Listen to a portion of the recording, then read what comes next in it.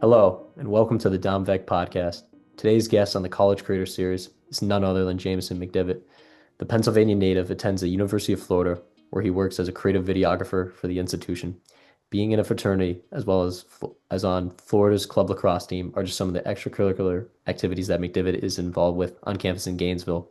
Working on numerous projects with entities such as Adidas and Mercedes-Benz has allowed Jamison to connect with and experience various parts of the globe. How have the last few months been for you overall? Been pretty solid. First of all, I appreciate the intro. That was quite the introduction. I appreciate that. But past few months have definitely been a little hectic doing everything down at school and try to just juggle as many things as I can at once. But I've kind of this is kind of my third year, just wrapped up my third year of school, so I've been able to kind of figure out what works, what doesn't work, and how to kind of juggle all those things. But it's definitely a little hectic. It's definitely nice to, once you wrap up the school year, to be able to kind of relax for a little bit before picking things up to get all the work done that I'd like to over the summer. Can you just elaborate on how you started editing and videography in the first place? Definitely. So I started editing. I started as an editor before I started doing anything videography wise. I started that in January of 2020. So I asked for a laptop for Christmas. I'd edited like a few videos over time. I was kind of drawn to it because I felt like every time I had a school project to do or anything, I would always find myself making a video with like me and all my friends. We'd make like a science project or something. We'd always make a video. I'd always be the one to shoot it. Always be the one to edit it. So I just kind of always had a knack for it. And then I think at that time I was just like not really going with like the best place mentally, and I just really wanted to kind of hone in on that craft. So I asked for a laptop for Christmas. My parents didn't really like. They thought it was just gonna be like a phase, maybe edit a few videos and kind of toss it away. And then I over that time just kind of downloading clips from YouTube, like NBA Phantom Cam clips, as well as just a lot of lacrosse content because I'm a big lacrosse guy as well. And so just editing little videos, and I'd post them on a separate Instagram page from my own, just called J Dawes. Like I was always called Jay is like my nickname growing up, and then Dawes is my middle name. So I had James McDivitt, which is like obviously like my personal account, and then I had like kind of a little separate account at the time. It's called J Dawes, where like I would post like all this content that I was editing, just pretty much just freelance, or not even freelance, because it was all just kind of passion projects of just coming up with an idea in my head and being able to kind of be able to create it as best as I could. As it was, I kind of found the beauty in that, and then the ability to really be limitless with it. And just the more you learn off YouTube, the more you kind of twist these little effects and how you want them to be, and be able to pick and choose from different stuff, kind of combine them in a way that makes your work unique. And I feel like I definitely learned a lot of the pacing aspects from being that editor first. And so like when I shoot, when I ended up so at the time like I was working at like an Italian restaurant because I had a goal and like aspiration of obviously filming my own content. And so I worked at this Italian restaurant called Basta Pasta for three or 4 years, and just kind of progressed through there. But I towards like the end of it, I kind of realized like videography is something that I really wanted to do. And so I saved up enough money over the summer to buy myself a camera. And so in fall of 2020, after COVID, I uh, I bought a camera. And so during that time, the only way to watch our high school's football games was to see my work because nobody was allowed at the games. And so I'd create like a little recap video from each one. And then obviously from there, people kind of started to take a little bit of notice. And then like the neighboring school districts would ask me to go there. And then just kind of just doing all free work at the time. I feel like that's something that a lot of people don't really understand, is that you have to build that reputation and that portfolio to the point where people actually want to pay you. Like I probably did almost a year of just unpaid content because I needed to be good enough at my craft to be able to like earn a little bit of money from it. I see a lot of content creators starting on YouTube as you did. Do you think that's just kind of like a trend, or do you think because of you people not seeing as many videographers at different games? I kind of that's where I see is that how people start out on YouTube. Definitely. I think especially at the time there wasn't a lot of people doing like now if you look at especially my high school, like there's 8 or 9 camera kids on every single sideline, basketball games, football games, soccer games, women's soccer games, track and field. Like there's because people just it's a lot more routine now for like every team to have like their own videographer because people kind of prioritize that social media aspect of it. Whereas back in even as early as 2020, that was really not the case. I think especially in the lacrosse community, it was like there was just a bunch of like prevalent lacrosse creators known as like Eddie M and Eddie Martin, as well as like Joe K, that kind of paved the way. And like I used to screen record like their videos, like go frame by frame to like see like what they did. And like that's what kind of inspired me to pick up a camera, like even have the ambition to pick up a camera. Is that I loved the stuff that they were doing. It was unique. Nobody else in like any other sport was doing it. And so I feel like if I could bring that to another sport like football or bring that to another sport, they would just be able to kind of like turn the page and kind of propel myself forward as a creative. But definitely I think YouTube is essential as a creative. Like there's so much free information that if you look in the right spots, if you actually take the time, like if it's a people are just always looking for a shortcut out of it. Like if they don't get the answer of how to make an effect in the first 30 seconds of the video, if they click off of it and like don't like really kind of understand the process of like what they're doing, like anybody can kind of go into a YouTube video and search up how to do an effect and then just look at like the just step by step, just kind of copy what he's doing on his screen. But if you like understand how the parts are moving in your video with each part of the effect, you can take that later and then combine it with something else. And like you can really break it down and create whatever new effect like you can come up with just because like you have that foundation of knowing what everything does, like knowing how everything works and then how to kind of combine them to make something special. So as you stated before, you got a camera in the fall of 2020, but how did Yep. you kind of use the COVID-19 pandemic to elevate your craft like as an editor? So I think especially during COVID, like there wasn't much else going on. Like nobody really knew how to adapt to, especially school wise. I was in my sophomore year of high school. I didn't really have anything to do. And so the entire time, all I was doing was just pulling clips from YouTube and just trying new stuff all the time. Like I was trying to do little effects, just trying to do as much as I possibly could because I knew that like that's like I would stay up all day, stay up all night, just like watch YouTube videos, just trying to just really enjoy like the process of things. And then I would just kind of post them on my account. Sometimes they look great, sometimes they look bad. I probably scrapped more projects than I've ever even close to like seeing the light of day. But it's just all about like the process behind it. I think having that trial and error, like there's so many times where I'll spend 8 hours on an effect and I don't think it's like up to standards of like what I had in mind in the beginning. And you just got to scrap it and you just got to go to the next thing, but you probably learned a few things along that way. And so just the more you kind of do that, and it's just repetition. It's just the more you can kind of do that, evolve, adapt, find out what works, find out what doesn't work, and then obviously hone on the things that work really well for you. The better off you'll be as an editor and as a videographer as well. As an athlete, what were your aspirations moving forward out of high school? Obviously, now you play on the club lacrosse team at Florida, but kind of were you looking to play, obviously, if you could play the Division One level, but were you looking also options at like D2 and D3? Yeah, so I think as an athlete, I kind of always envisioned myself playing at a like just at some sort of college level. And so for me, like what ended up happening was that so I played like the whole club circuit for lacrosse my entire life. And then when it came down to kind of make that decision, like all the friends around me were all committing, all the kids from my club team were. And the schools that I had like the opportunity to play at were just very like low level Division 1 schools or something like mid to high like D3 schools where I'd be sacrificing an education just to play lacrosse. And at the end of the day, like I'm not going to be a professional lacrosse player. And so that was always the biggest thing that my parents told me is that you can use it as like a segue to get into a better school, but like never settle for like something less. Cause like I always did kind of well in school. Like I enjoyed the process of it, but I never wanted to settle for something less academically than I could have just to play lacrosse and especially like socially and everything. Like I wanted something that I could really just like have fun doing. Like so I think going into my senior year, I kind of realized that like all the schools I could have played lacrosse at, like I probably wouldn't even end up playing until my senior year would like maybe contribute a little bit, but at the same time, like I'm not playing for much. Like I'm not competing for a championship. I'm not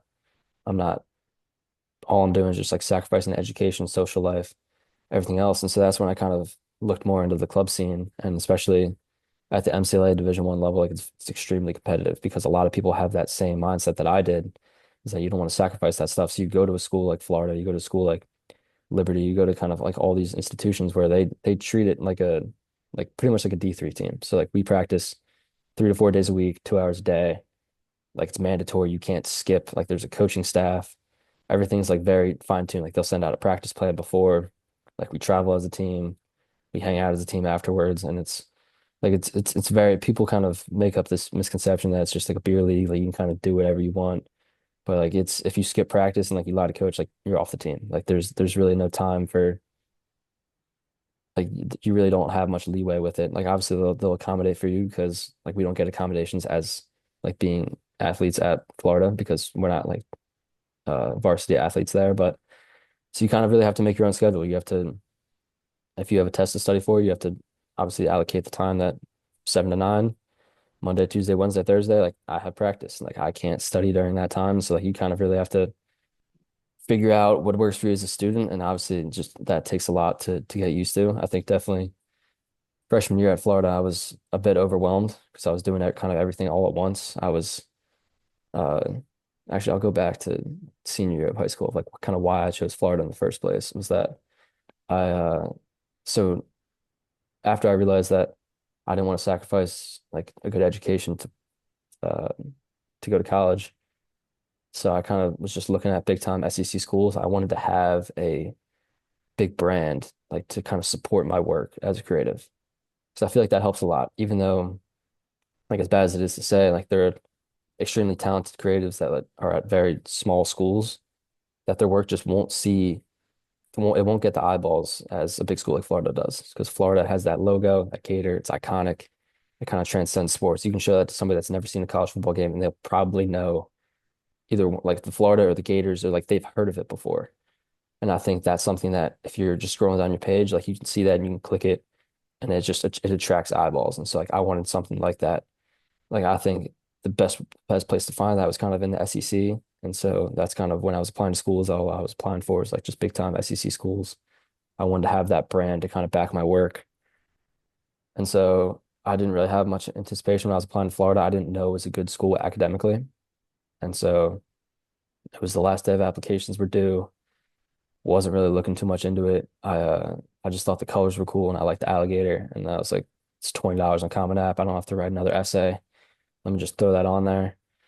And then I found out I had gotten in and like still wasn't even excited about it. And like I was staying at a friend's house at the time. Just kind of texting my parents like, yo, by the way, I got into Florida. Like, don't really think about going there. And then my dad responds like pretty quickly. And he's like, can we talk about this when you get home? Like it's kind of a big deal. And so I was like, all right, I guess. And so I get home and he's like reading me all these sob stories of kids with like a 1450 SAT, like 1,000 community service hours just denied from Florida. And like I did well in school, but like I was still pretty underqualified to get into Florida, considering like what their standards are of like a 4 or 5 GPA. Like all these kids at Florida are just really, really intelligent. And so I kind of realized that it pretty much checked every box I had. Like it's great colors, great brand, great academics, obviously, Florida weather, uh, kind of an established club lacrosse team, pretty much checked every box, like great socially, obviously. And so from there, it's pretty much just like a no-brainer once I weighed out the pros and cons of it and then committed without ever visiting. First time I showed up to campus was for orientation in the fall. It So on the lacrosse side of things, what was it like playing with Dylan Hess this year? was great. I mean, he's quite the leader. It's just very, very servant leadership. I think people often throw that word around, but he's kind of the first person I've seen just truly embody it. If there was ever like a water jug needs to be taken out to practice, like he'd fill it, take it out. If they need to like take the goals out for practice, he would be the person to do that. He's just such a vocal leader on the field. Everybody could look up to him. Like when he speaks, everybody kind of just shuts up and listens because he's can talk to anybody on the team. He's just as nice to the kind of people on the bottom of the depth chart as he is to the people on the first line. So I think great leader to work with. Obviously, tremendous athlete, probably one of the best athletes I've ever seen. Just an absolute dog, and everybody. He was just. I think his character transcended what he did on the lacrosse field because he was such a great guy in that aspect. As a content creator, how has networking led to some of your hired gigs in the past few years? And why is this important for young creators to start or continue to do on a daily basis? Yeah, so I think the biggest thing that people don't understand is that they think that if you just outsource and like reach out to a bunch of people that like that's the best way to get clientele. And then what they'll soon to come is that people want to work with and people want to hire like people that they like and people that you build a relationship with. So instead of like if someone were to DM me and be like they'd follow me, like I see the follow request and they sent me a DM It's like, hey, can you do all of these things for me? Like a list of like I want to like be on this job, like I want to shoot this festival, like can you get me a credential for this game? Like I don't know this person. Like I haven't interacted with them. They just found my page. Like I'm not gonna cater to that. But if you kind of like maybe you drop a follow and then like you drop little subtle hints here and there, like you start liking a few other posts, you comment, you kind of build that relationship over time. Maybe you ask a few questions through DM. If I'll look back at a DM that I'll have from somebody in the past and like now they're kind of wanting help with like maybe getting a credential or something like that. And I'll look back and like really understand that this wasn't just like they're not just using me for this. Like they obviously kind of like want to learn more, like they're trying to do more and like they've kind of built that relationship over time. I'd be much more inclined to help them out with that. But I think like obviously it's also just where you know and or who you know and kind of where you are. So when I was a freshman at Florida, there's a most schools, kind of big time schools do this, where they'll bring on like a normally like some somewhat washed up artist to like kind of perform to like kick off the year. For us, it was Flo Rida. And somebody asked me when I was working for the university if I wanted a credential for it. And it's just like, here, you can get a credential, like they're not going to pay you anything. It's just be able to shoot it. It wasn't like a glamorous concert whatsoever, but the credential that I had actually like gave me backstage access. And so backstage, I met this guy, Chris Miglioranzi, who like happened to run this media company called Respective Collective. And like at the time, it wasn't nearly as big as it was now. Like they're still like pretty established, like did a few things for Rolling Loud, but it wasn't like now I think they have over 100,000 Instagram followers, like do festivals all over the country.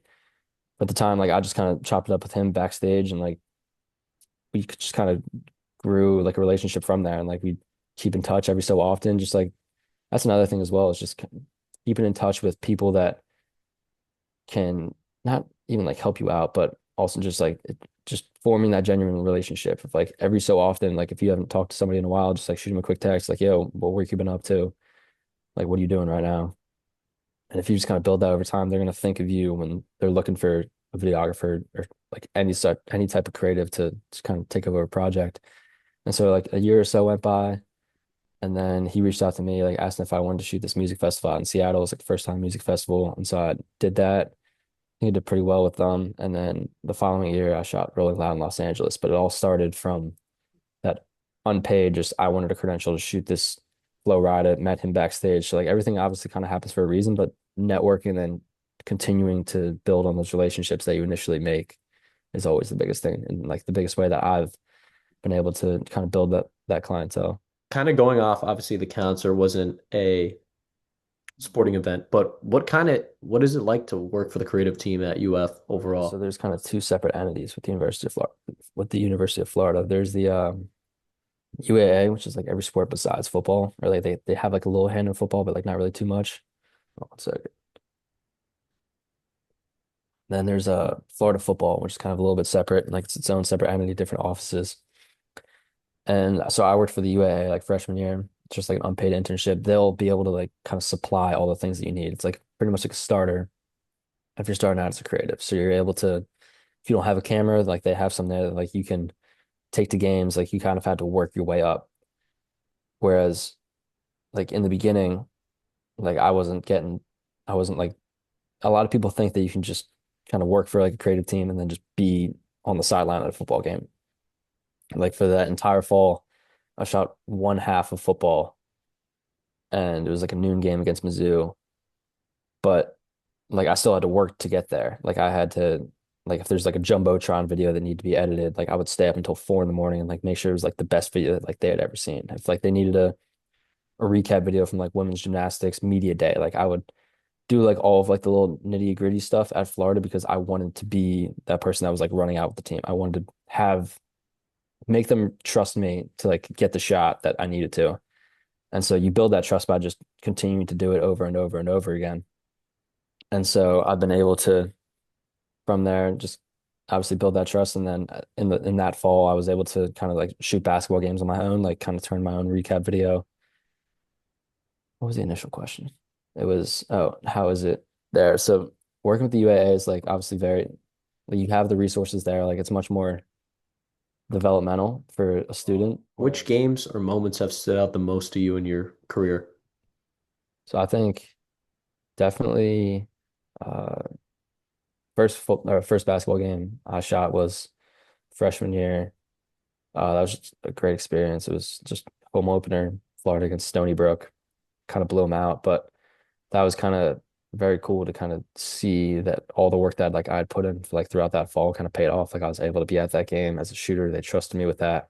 It was also Coach Golden's first game as a Florida Gator. So looking back, it's pretty sweet that he's going to be on the trajectory to be a legendary coach. And I was at the first game sideline, edited the recap video, took a t-shirt from the stands. It says like Golden Era, so that's pretty cool. In the another game that year from basketball, we upset number two Tennessee at the time. I think we were unranked, and that was pretty sweet. Like we blew them out at home. Pretty much every game I've ever filmed for basketball, we just blow out the other team. Like it's no matter who we're playing. I think we played Alabama ranked the following year, blew them out. So that's always been like very cool to be a part of. Obviously, it was a little frustrating that I wasn't able to shoot anything for the national championship. They pretty much weren't able to give credentials to anybody. University of Florida had two credentials total, one photographer, one videographer for the championship game, which is kind of a little frustrating. But I flew there I went there as a fan, just kind of spectated from the stands, but I brought my camera gear to San Antonio just in the off chance that they'd be able to pull something together. And those games are yeah, those ranked wins in basketball are awesome as well as football as well. I think the Tennessee game, Tennessee versus Florida, my sophomore year was awesome. That was kind of it actually the first who did we play? It's Florida versus the home opener for football my sophomore year was awesome as well. Because that was my first time working for football, like shot and edited the whole game. I remember when I posted that recap video, I was like, this is about to go nuts. And then like I got maybe like 700, 800 followers just like from other people at Florida. Like it had like a couple thousand likes, like the entire like I was looking down my Instagram page, it's just verified accounts of like the whole football team following me. And I was like, this is so sick. So that was obviously kind of a turn in the page moment. Yeah, I think those home football games just at Florida are electric. Like no matter what time of day it is, the environment's always there. People always bring the energy and like obviously just you just gotta be there to capture it. So I feel like it's it's definitely I don't know anything at home kind of it's just the best. How do you storyboard kind of some of your effects and like how do you kind of put them into your edit so it's not like over the top and they just kind of flow properly in the edit? Uh, I think the biggest thing is that I I don't really do too much storyboarding with my edits, but I focus a lot on sound design. I feel like that's a very crucial component of every edit. I do a lot with my sound, and so I feel like you're able to kind of shape an edit and like create a certain flow or pace. I feel like flowing and pace is kind of the biggest thing of every edit. Like you can have all the crazy effects if you want, but if they don't either carry the story or like kind of fit with how you have everything else moving around it and like how it sounds to the person viewing it, I feel like it doesn't really have a place for it. Like people can do the little typography effect where they'll put like a nameplate like kind of like have it animated in like letter by letter on the back of somebody's jersey. And people will just kind of do it to do it. But if like you do it because like you want to like highlight that player's name, like you have some sound design to like kind of carry it along, it goes uh, it goes a much further way than just kind of having it in there just because you can. So I don't really do too much kind of planning. Obviously, I get inspired by like the people around me. Like I think there's a lot of talented creators on Instagram. I feel like every good creative should like be bookmarking stuff that they like as they go down their page. But I shoot a lot with my edit in mind. So if there's something that I want to do, like I always kind of like lock off like a gimbal or a tripod and take like a clean slate of it. So I'm able to kind of makes it easier to go back and edit in post production. But just being able to kind of think of stuff on the spot and just kind of edit or shoot with your edit in mind is always the biggest thing. Overall, how do you manage all your commitments successfully within your busy schedule at Florida? I think the biggest thing is just let's see. I think I always try to log everything on a calendar. Obviously, I feel like that's just the easiest answer. But I think being able to I found it really hard freshman year at the University of Florida. Like I was trying to do all this stuff at the same time, but I wasn't like really enjoying the people that I was doing it with. Like I was like obviously like rushing a fraternity. I was doing everything creatively, playing lacrosse. And I was trying to do all this stuff at once because I wanted to like gain traction in all those areas. Like I wanted to be a starter. I wanted to be sidelined at the football game. Like I wanted to like obviously like do a lot socially, but I think the biggest thing that I kind of learned over time is that just really kind of taking a step back and valuing and enjoying like the presence of the people around you and everything that you're doing. I think that that makes things a hell of a lot easier. And you have that support system that if things do become like a little too much for you, like you have everything in place where like it's people will understand. Like it's okay to kind of be a little overwhelmed at times, and then it makes things a little bit easier if things kind of do clear up that you finally have that free schedule. You're able to do everything that you kind of didn't have time to do before. But I think definitely staying on top of everything. I try to keep everything as organized as I possibly can. Just like different little tabs of my calendar of stuff that I need to do, like shaded in little different colors. You can kind of toggle them on and off. But yeah, just trying to block off each time of your day. Like I'd be lying if I said that I have a very strict routine. Like everything is very spontaneous in which I do. It's very, you're never really doing the same thing twice. Like I wake up at different times throughout the day because I get, if it's going to bed at 11 p.m. and I get client feedback at 10:30, like they need it by 8 a.m. the following day, I'll just have to stay up until 4 or 5 in the morning, do it, and then maybe I'll have to sleep in that day. And so like it's can't go to the gym early in the morning. You kind of got to push that back. So just being able to be flexible with everything that you do as a creative, I think is the biggest thing. I think a lot of people try to fall into like a very strict routine. That's just not really how it works, especially in like the creative industry. It's things happen very spontaneous. Like something could change like that. They maybe you were working with somebody else on a project, they didn't like kind of pick up their end of the slack. You got to pick up for that.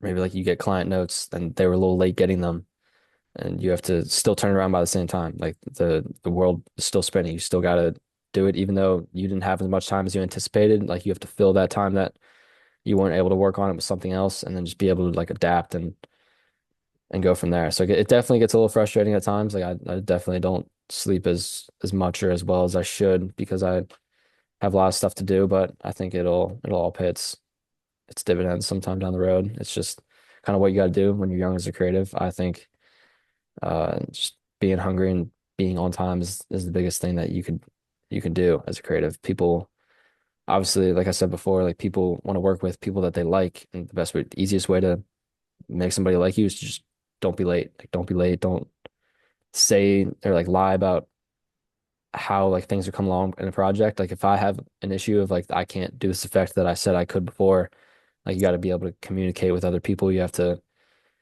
just communication is the other biggest thing. I think I've tried to do a better job of it. I'm still not the best communicator. As like I just kind of there's a lot of stuff that I try to do throughout the day, and I'll push a text off until later in the day, and then the day goes by and I forget about it, and then get a few more like throughout the day, and just kind of gets buried. And so that's definitely something that I've been actively trying to work on in recent months is that just as soon as the text comes through, if you can develop that habit of just instantly responding, no matter if like you think you're ready to respond or not, just like open it and just start typing. I think you'll be in a much better spot as a creative because people that are openly communicative, people that communicate early and often are just people that somebody will always want to work with, and that'll never like be an issue. Even just giving them like kind of uh just like little snippets of like how it's tracking along, or if you have an edit due in a few days and you're gonna be like out of office for a day, like maybe you just want to enjoy it, like go to the beach, like hang out with your friends for a day. Just be like, hey, like I'm out of office on Tuesday, like I'll like give you an update on Wednesday how the project's like tracking along for Friday. And so then on Wednesday, get back, edit a little bit more, give them like a little rundown. It's like this is what I worked on today, have like these few things to still take care of, but like things are tracking along. And then it all just it will make a lot more sense to them than if they just you don't hear from them the entire week and then Friday comes along and they're asking why isn't it fully done? Whereas you just be like, oh, like there's still this one more thing that I need to do. If they kind of get those snippets of you doing those things throughout the week, and then Friday comes and it's like, oh, there's still this one more thing done, they'll obviously be much more inclined to believe you because they know that you've been working at it for quite some time. What are your professional goals going forward in your career? I think the biggest thing is that obviously I've always been a big fan of if you love what you do, you'll never work a day in your life. And I think that's something that I've been fortunate that I'm able to do what I love and like be able to make an income from it. And I think the biggest thing is that I'd like to not be tied down to just one thing. I think that's the beauty of doing freelance work, especially, is that it's never the same. And like there's always something to do and there's always something to chase with it, as well as you're always able to pull different aspects from stuff that you do. Like you don't shoot the music festival the same way that you shoot a football game, but you're able to pull bits and pieces of how things operate and certain effects that you can do and like kind of how you view everything. It's very different from project to project, but being able to, for instance, like a high level production shoot where like everything's very, very organized, everybody has their job on set is obviously very different than a football game where your only job is to just be there to capture it, whereas the story writes itself. Like there could be somebody could be getting blown out, like, and then the narrative completely switches if there's a comeback, and like now you have that story to tell. And so being able to like adapt and like take those aspects of a football game and then take the technical side of the high level studio stuff, being able to combine those, I think will just make for a better creative, and it obviously just keeps it a little more engaging. Like you're never doing the same thing twice. You're always kind of taking different aspects from other stuff. If there's like for Florida, we had like a high level production run out for football. Like there's fireworks, like pyro, and like everything kind of CO2, like everything was just kind of going off. But then I'd shot like a few music festivals in the past, so I knew that like underexposed for it and like just exposed for like the highlights of the flames going up, and it'll make the shot look a lot better. Of like that's kind of lighting the scene as opposed to those just being blown out. And so you take that aspect of what you learn at a festival and you're able to pull that into different aspects of your work. And I think it just makes you much more well-rounded as a creative and also just keeps things much more fun and engaging. End goal kind of down the line is I'd like to start obviously like work for a few years, like freelancing, and like maybe work for like another production company just to kind of see how it runs and how it operates. But I think the goal is to be able to start something with the people around me and people that like I've kind of grown a relationship with over time, like be able to just create like a special group of people that are all very like-minded, all like able to kind of create work and then just also just be good people to be around at the highest level. And then if you can create a company from there and be able to kind of gain your own clientele and just work for whoever you want and at the rates that you kind of be able to negotiate yourself at, I think that's always the best goal. Is that I feel like it's very unique in the fact that if you're in the freelance space, like your worth is whatever you want it to be and whatever you can sell yourself as. And so I think that's something that I definitely want to work on is just like the business aspect of it and being able to go from there. But I think that's definitely the most exciting part of freelancing and being able to start something new is that you can do really whatever you want with it. Just want to take the time to thank Jamison for coming on as a guest and allowing the audience to get a sneak peek into his journey and how he became so successful within the content creation industry. Jamison's social media handles, as well as his website, will be posted in the description. Like, comment, and subscribe to this channel and podcast. Once again, have a great day. See you next time on the Dom Vec podcast.